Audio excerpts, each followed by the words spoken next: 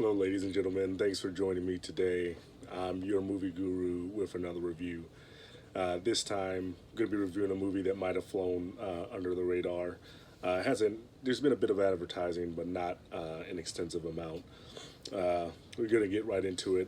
I'm going to be reviewing The Countdown, starring Elizabeth Lail, Ann Winters, and Jordan Calloway. For those of you who haven't seen any previews or anything like that, it's basically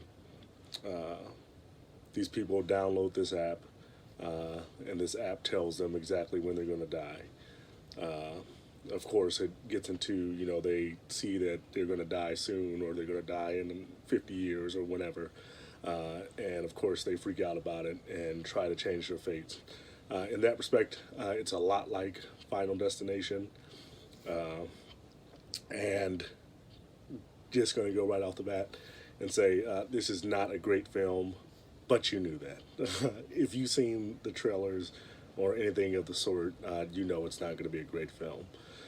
This film really is something that you see because, hey, it's October, it's spooky season, I want to go to the theater and I want to watch something that's going to be frightening.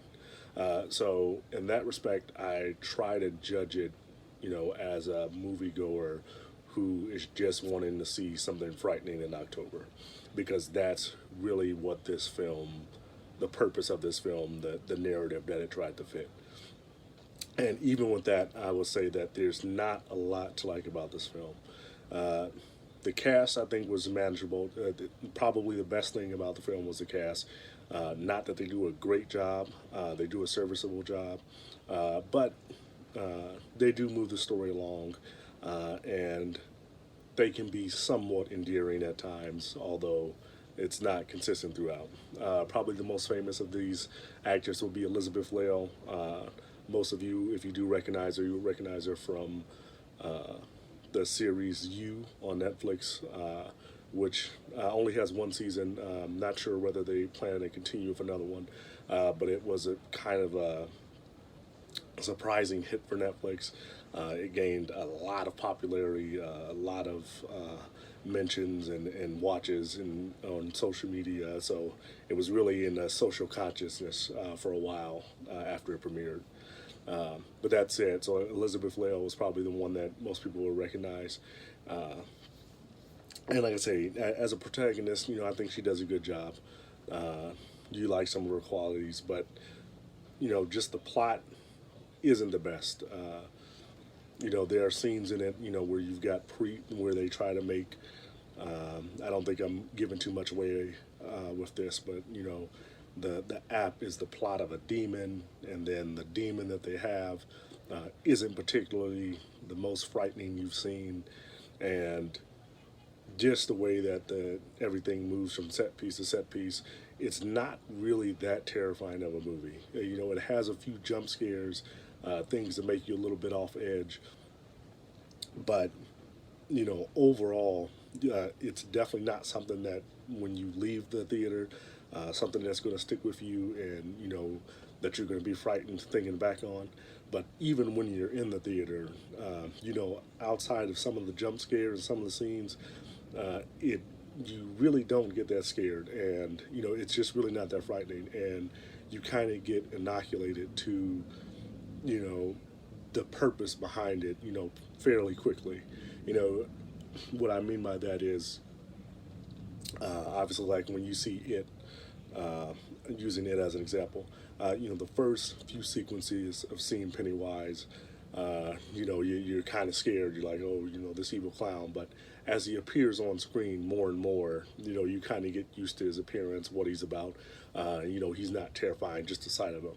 And they do a good job of introducing other elements to him, from time to time that you see him, just to try to keep up that fear factor. So, he might morph into something else, or he will create another situation to enhance his scariness because you're not that terrified by the sight of him anymore. The creature in this film, or demon, or whatever have you, you get used to it pretty quickly, and then that element of the fear side of it is gone. That said, like I said, I think it does serve its point. It's something if you've got nothing better to do and you're intent on seeing a horror movie, as a date or with friends, something cheesy and fun just to see during October, then, this would fit the place. But otherwise, definitely one of those movies that you're scrolling through Netflix, you've got nothing better to do, or, Amazon Prime, wherever it ends up, and then you click play and you watch this along with whatever chores or homework or work or whatever it is you're doing. This isn't something that you want to stay focused on and no, I want to watch every minute of this. I don't want to miss anything. It's going to be pretty forgettable, I think, in the grand scheme of things. So I give this one a 5 out of 10.